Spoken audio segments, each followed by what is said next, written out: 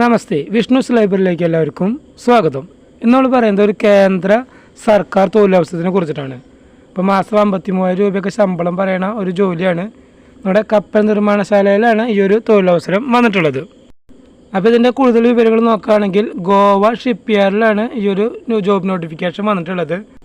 അപ്പോൾ പോസ്റ്റിൻ്റെ പേര് നോക്കുകയാണെങ്കിൽ assistant superintendent, technical assistant, office assistant, painter, vehicle driver, record keeper, cook, plumber, safety steward എന്നീ തസ്തികയിലേക്ക് നിയമനം നടത്തുന്നതിന് വേണ്ടിയിട്ടാണ് യോഗ്യരായിട്ടുള്ള ഉദ്യോഗാർത്ഥികളിൽ നിന്നും അപേക്ഷ ക്ഷണിച്ചിട്ടുള്ളത്.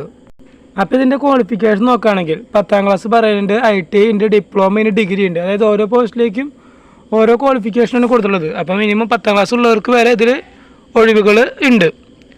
അപ്പോൾ മൊത്തം 106 വേക്കൻസികളാണ് കൊടുത്തിട്ടുള്ളത്. അപ്പോൾ ഇത് നമ്മൾ ഓൺലൈനായിട്ടാണ് അപേക്ഷിക്കേണ്ടത്. ഇതിലേക്ക് അപേക്ഷിക്കാനുള്ള ഏജ് ലിമിറ്റ് പറയുന്നത് 33 വയസ്സ് മുതൽ 36 വയസ്സ് വരെയാണ്.